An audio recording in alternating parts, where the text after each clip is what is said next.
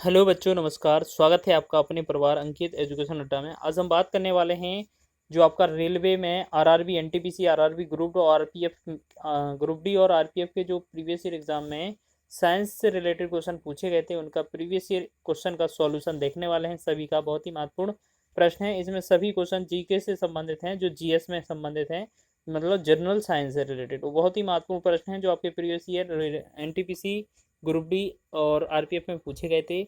इनका सॉल्यूशन देख लेते हैं, मतलब इनका आंसर कर लेते हैं। कितना आपने पढ़ा है, और आप कमेंट बॉक्स में लास्ट में ज़रूर बताइएगा कि आपके कितने प्रश्न सही हुए हैं। ये एग्जाम में प्रश्न पूछे गए थे और इसी के समकक्ष आसपास आपको भी प्रश्न याद करने हैं। तो बात कर लेते हैं, ये एनटीपीसी में साइंस किस तरीके का पूछा जाता है ये भी देखेंगे।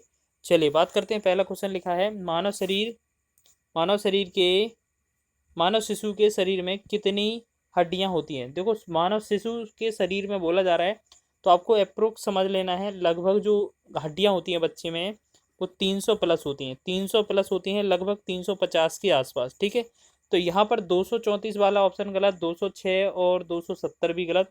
तो ऑप्शन हमारा कौन सा सही होगा? 305, 354 वाला। ठीक है, 350 के लगभग होती हैं, आपको याद रखना है। ठीक है, और 206 हड्डियां एक वयस्क मनुष्य में होती हैं, याद रखेंगे। अगला क्वेश्चन है, एक नवजात शिशु के शरीर में कितनी हड्डियां पाई जाती है। देखिए यहाँ पर नवजात शिशु लिख के आ गया है। ठीक है ना। देखिए यहाँ पर पहले में क्या पूछा था, एक मानव शिशु के शरीर में। इसे दूसरी बार घुमाकर क्वेश्चन पूछा है, क्वेश्चन का लेवल वही था। एक नवजात शिशु के बारे में ही पूछा था। अभी आपको बताया था कि 300 से लेकर 350 के आसपास रहती हैं, तो 350 आपका सही हो जाएगा। आगे बढ़ेंगे नेक्स्ट प्रश्न की ओर। आगे देखेंगे नेक्स्ट प्रश्न हम अपना। अगला प्रश्न क्या है हमारा? चलिए, तीसरा क्वेश्चन है, एक मानव हड्डी का जोड़ नहीं है। इनमें से कौन सा है जो मानव की हड्डी में जोड़ नहीं पाया जाता है? तो इसका राइट आंसर हो जाएगा आपका मैक्रो। ये जोड़ का प्रकार नहीं है। ये एनटीपीसी में पूछे गए प्रश्न हैं सभी के सभी। ठीक है, तो बात कर लेते हैं नेक्स्ट। चौथा प्रश्न होगा हमारा कि मानव शरीर में दो हड्डियां आपस में कैसे जुड़ी होती हैं? जोड़ों से, अस्थि बंध से, मांसपेशियों से, छोटी हड्डियों से। आपको पता है अस्थि बंध से जुड़ी होती हैं। इसका नाम बहुत पूछा जाता है, बोन टू बोन ये बोलते हैं। हड्डी टू हड्डी जो जुड़ी होती है, वो उसको जोड़ को क्या बोला जाता है? तो लिगामेंट बोला जाता है। ठीक है, और मांसपेशी से मांसपेशी अगर इस तरीके से पूछा जाए, हड्डी टू मतलब बोन टू मसल्स पूछा जाता, तो आपका कंडरा हो जाता, टंडन। जबकि बोन टू बोन पूछा जाए, अगर अस्थि से अस्थि पूछा जाए, तो हमारा लिगामेंट हो जाएगा आंसर। अगला प्रश्न है, मानव शरीर में सबसे छोटी हड्डी कौन सी है? तो आपको पता है मानव शरीर में जो सबसे छोटी हड्डी होती है वो स्टेपीज होती है, जो कि कान में पाई जाती है। आगे बात करेंगे, निम्नलिखित में छोड़े गए श्वास में शामिल होता है। तो आपको पता है जब श्वास छोड़ा जाता है तो उनमें क्या शामिल होता है? आपका कार्बन डाइऑक्साइड छोड़ा जाता है। ठीक है, श्वास में शामिल क्या होता है? Carbon dioxide. तो यहाँ पर कार्बन डाइऑक्साइड कोई ऑप्शन नहीं है, इस वजह से इस प्रश्न को आयोग ने गलत माना था। तो याद रख लीजिए, यहाँ पर CO2 का ऑप्शन नहीं है, तो ये हमारा आंसर क्वेश्चन गलत था। बाकी आंसर CO2 होना था। अगला क्वेश्चन है, मानव श्वसन में क्या छोड़ा जाता है? तो आपको पता है मानव श्वसन में क्या छोड़ा जाता है? कार्बन डाइऑक्साइड छोड़ा जाता है। जबकि मानव श्वसन में जो मानव होते हैं वो ऑक्सीजन को ग्रहण करते हैं, आपको पता भी होगा। ठीक है, ऑक्सीजन को ग्रहण करते हैं। कार्बन डाइऑक्साइड का जो सामान्य फॉर्मूला है वो CO2 है, इसे कार्बन डाइऑक्साइड कहते हैं, याद रखेंगे। आगे बात करते हैं, हमारे शरीर में नमक की मात्रा कितनी होती है? तो आपको याद रखना है, ये लगभग कितना, 0.4% नमक होता है। 0.4%। क्यों? क्योंकि लगभग जैसे हम बेटेज माने, तो एक 50 kg का कोई व्यक्ति है, जिसका वेट कितना है? 50 kg है। ठीक है, और उसके शरीर में 200 ग्राम नमक होता है। ठीक है, तो ये 200 ग्राम होगा। अगर नीचे kg है तो हम इसमें 1000 से गुणा और कर देंगे। ठीक है, ये हमारा ग्राम में हो जाएगा। फिर गुणा में 100 लगा देंगे परसेंटेज के लिए। ठीक है, ये बेसिक 00 से 00, 10 से 10 और 1 से 1, 2/5 को हम क्या लिखते हैं? 0.4%। तो आपको याद रखना है कि एक 50 kg का जो व्यक्ति होगा, उसमें जो नमक होगा वो 200 ग्राम होगा। तो अगर उसका परसेंटेज निकालेंगे तो इसका जो आंसर निकलेगा वो हमारा निकलेगा 0.4%। आगे बढ़ेंगे नेक्स्ट क्वेश्चन की ओर। आयोडीन की कमी के कारण कौन सा रोग होता है? आप सभी को पता होगा, ये बहुत बार एग्जाम में पूछा था, यूपी पुलिस में भी ये पूछा है। आयोडीन की कमी से कौन सा रोग होता है? आपको पता है गंडमाला रोग होता है। इसे हम दूसरा नाम क्या बोलते हैं? आपको पता होगा, इसे क्या होता है? घेंगा रोग भी बोलते हैं, घेंगा रोग बोला जाता है। चलिए आगे बात करेंगे। देखिए, ये क्वेश्चन में रिपीट भी बहुत हुआ है। ग्रेव रोग थायराइड में वृद्धि के कारण, खालिस्तान के अतिस्राव के कारण होता है। तो इनमें थायराइड हार्मोन जो होता है इनके अतिस्राव के कारण ये होता है, इसे थायराइड हार्मोन। और इसे हम अन्य नाम कैसे जानते हैं, जैसे आपने घेंगा नाम सुना होगा, ग्वाइटर सुना होगा, ठीक है। तो ये जो होते हैं वो इसी के दूसरे नाम है, घेंगा रोग या ग्वाइटर रोग। ये आयोडीन की कमी से होते हैं। और इसका जो पता लगाया था वो किसने लगाया था, ग्रेव्स नामक वैज्ञानिक ने, ठीक है। चलो आगे देखेंगे। नेक्स्ट क्वेश्चन है, शरीर का कौन सा अंग खून के शुद्धिकरण से संबंधित है। आपको पता है जो खून है वो प्यूरीफायर कहाँ होता है, किडनी में। किडनी को यहाँ पर लिखा है गुर्दे में होता है। आपको पता है किडनी का कार्य क्या है, रक्त को प्यूरीफायर करना मतलब शुद्ध करना। अगला लिखा है क्वेश्चन, जैसे फेफड़ा खालिस्तान से संबंधित है वैसे हृदय किससे, रक्त से संबंधित है। तो आपको बताना है तो ये फेफड़ा होगा, उसका रिलेशन किससे होगा। तो आपको पता है फेफड़े का कार्य है ऑक्सीजन को करना, ठीक है, ऑक्सीजन से रिलेटेड पंपिंग करना या एक तरह से प्रवेश कराना, फिर CO2 को निकाल देना। आगे बात करते हैं, फेफड़ा श्वसन में भी भाग लेता है। तो अगला क्वेश्चन है, राइनोस्कोप की जांच करने के लिए करने का एक उपकरण होता है, उसे क्या कहते हैं। जो इसका राइनोस्कोप का जो जांच करने वाला होता है ये उपकरण है, इससे ये जो है वो किसका जांच करता है, वो नाक का जांच करता है। तो ऑप्शन नंबर ए इसका सही हो जाएगा। अगला क्वेश्चन है, मानवीय यकृत है, इनमें से मानवीय यकृत क्या है, एक इनमें से बताना है। एक क्या है, एक ग्रंथि है। आपको पता है एक ग्रंथि है, मानव शरीर की सबसे बड़ी ग्रंथि यकृत है, आपको ये याद रख लेनी है, ठीक है, एग्जाम में बहुत पूछा जाता है।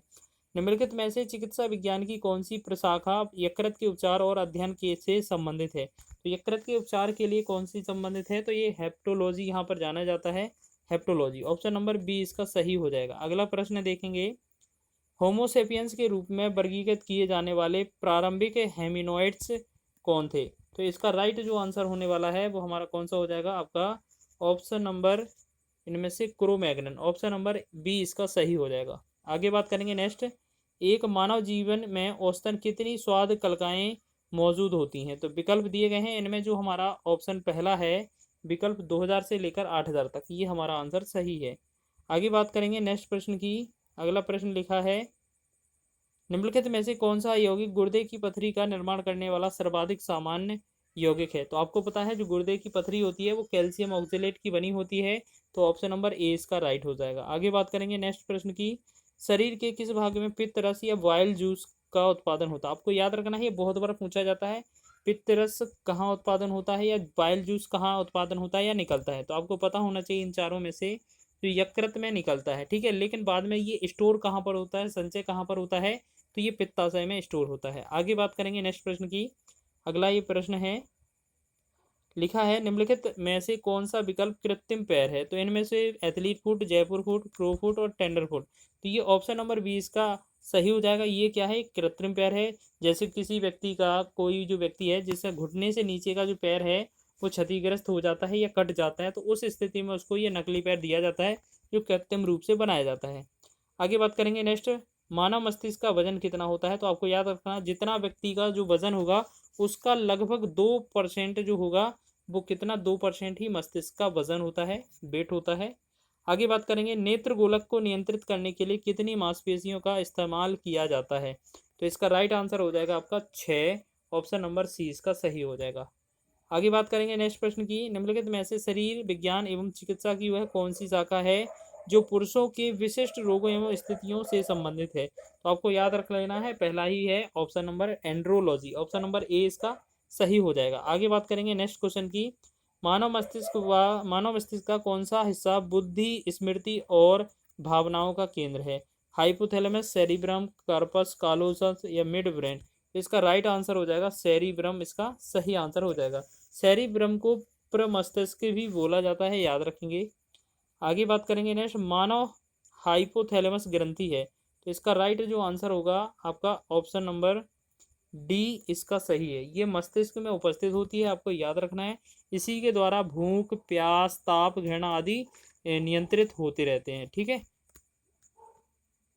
आगे बात करेंगे हम नेक्स्ट क्वेश्चन की, कि मनुष्य के नवजात शिशु को स्तन ग्रंथि में निकाल कर पिलाया जाता है जिसे कोलेस्ट्रम कहते हैं। कोलेस्ट्रम प्रदान करता है, कौन प्रदान करता है। तो इनमें से हमारा जो आंसर होगा वो क्या करता है, कोलेस्ट्रॉल। ये रोग प्रतिरोधक क्षमता क्षमता जो होती है, शक्ति जो होती है, पावर होती है, रोग प्रतिरोधक शक्ति, उसको बढ़ाता है। ठीक है, आगे बात करेंगे नेक्स्ट क्वेश्चन की। मानव शरीर में कंठ को क्या कहा जाता है? मानव शरीर में कंठ को क्या कहा जाता है? तो इनमें हम बात करेंगे तो इसका जो राइट आंसर हो जाएगा इसमें voice box, option number C इसका सही हो जाएगा। आगे बात करेंगे नेक्स्ट जो क्वेश्चन है, ऑन्कोलॉजी किस बीमारी के उपचार से जुड़ा है?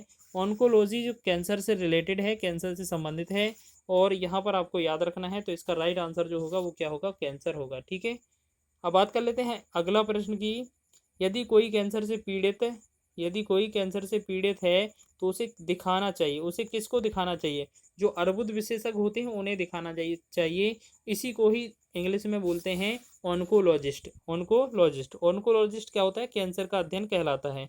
आपको याद रख लेना है। ठीक है, और ये अंतिम प्रश्न है हमारा। यहाँ पर देख लीजिए इस क्वेश्चन को, लिखा क्या है क्वेश्चन में कि खालिस्तान मानव में अमोनिया जो जहरीला है को यूरिया में बदल देता है। तो आपको बताना है ये कहाँ पर बदलता है, कहाँ पर शरीर के भाग में। तो आपको पता है जो अमोनिया होते हैं वो बहुत ही घातक होता है, हानिकारक होता है, और हमारे शरीर में एक जगह है जैसे हम लीवर बोलते हैं, यकृत बोलते हैं, वहाँ पर यूरिया में निर्माण हो जाता है अमोनिया का। ठीक है, तो आपसे पूछा जाए कि जो अमोनिया का निर्माण होता है वो कहाँ होता है? लीवर में होता है, और ये किससे बनता है? अमोनिया से यूरिया में कन्वर्ट हो जाता है। तो आपको ये भी याद रख लेना है। ठीक है, तो इस प्रकार आपने कितना टॉप 30 प्रश्न कवर किए हुए हैं जो आपके कहीं ना कहीं एग्जाम में पूछे जाने हैं। और वीडियो पसंद आया है तो वीडियो को लाइक करें, शेयर करें, चैनल पर नए हैं तो चैनल को सब्सक्राइब कर लें।